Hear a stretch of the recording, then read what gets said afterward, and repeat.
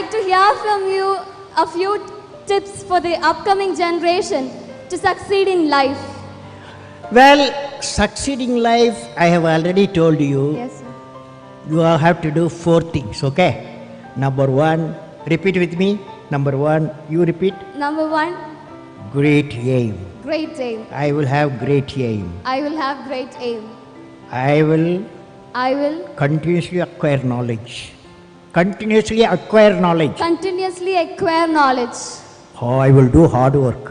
I will do hard work. I will persevere I will persevere and succeed. and succeed. Okay, that's the mantra. Thank you, sir. Thank you so much. अगर आपको काबिल बनना है ना, बाज की तरह उड़ना है, तो बार बार बोलते हैं इन तितलियों का साथ छोड़ दीजिए, क्योंकि 10 साल बाद लोग आपसे मिलेंगे ना तो पूछेंगे तुम्हारी हैसियत क्या है, तुम कितना कमाते हो। ये नहीं पूछेंगे तुम्हारी गर्लफ्रेंड थी कि नहीं थी। क्या समझ में आ गया? ये सब टेम्परेरी चीज होते हैं, सभी सब हटाइए ये सब चीजों को। जिस दिन आपको जिस दिन रियलिटी समझ में आएगी ना, उस दिन कोई बोल, हम आपको क्या बोले, आज जिनको आप सब कुछ खोकर पाने की तमन्ना रखते हैं, एक वक्त आएगा जब वो मुफ्त में मिलेंगे तो आपको मंजूर नहीं होगा। ये सब चीजें फालतू होती है, लेकिन अभी उम्र की गलती होती है।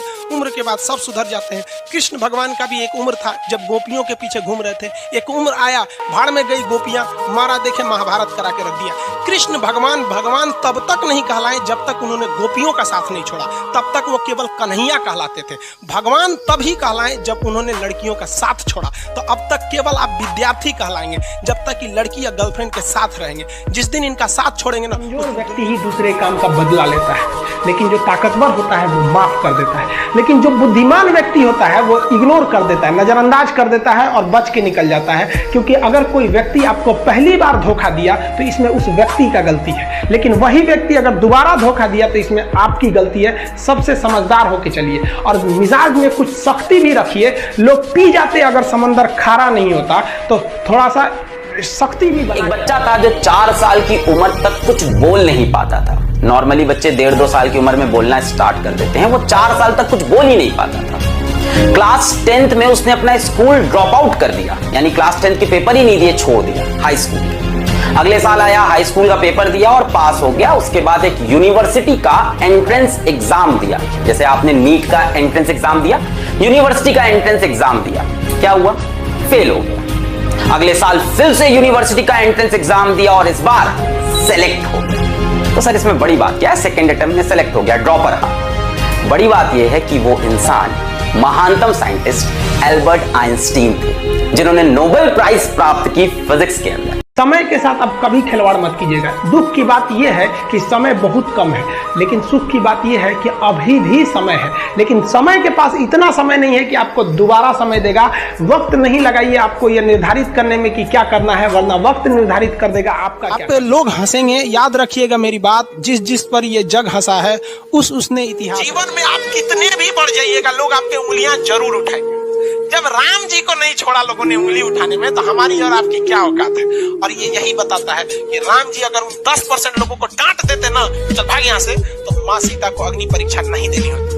लव और कुश को छोड़कर माँ सीता कभी नहीं जाती। बचपन में बेचारे रोते रह गए। इसलिए अगर 2 कौड़ी के लोगों को अगर खुश करने के चक्कर में रहेंगे तो आपका अपना जीवन बर्बाद हो जाएगा। राम जी का पूरा परिवार बर्बाद कर दिया इन 2 कौड़ी के लोगों ने। जीवन में याद रखिएगा, जब भी आगे बढ़ेंगे लोग आप पे सब। और जिंदगी हो या गाड़ी, जीतेगा वही जो टाइम पे गियर चेंज कर। अगर आपको राजा बनने का शौक है तो गुलाम की तरह मेहनत करना चाहिए। कभी कभी गुच्छे की आखिरी चाबी निकाला। तुम किससे दोस्ती करते हो वो ज्यादा इंपॉर्टेंट नहीं है, तुम किससे दुश्मनी करते हो वो ज्यादा इंपॉर्टेंट है। क्योंकि तुम जिससे दुश्मनी करते हो तुम्हारी औकात उससे ज्यादा कभी नहीं होगी। कहते ना, if you want to know a person know his friends, if you want to know the status of a person know his enemies.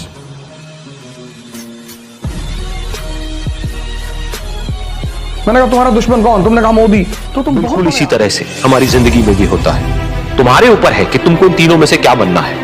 एक, तुम्हारी जिंदगी में कोई मुश्किल आए तो तुम अंदर से पूरी तरह से टूट जाओ, यानी कि कमजोर पड़ जाओ। दूसरा, जैसे ही तुम्हारी जिंदगी में कुछ मुश्किलें आए, वो मुश्किलें तुमको अंदर से तोड़े नहीं, बल्कि तुम अंदर से और स्ट्रांग हो जाओ।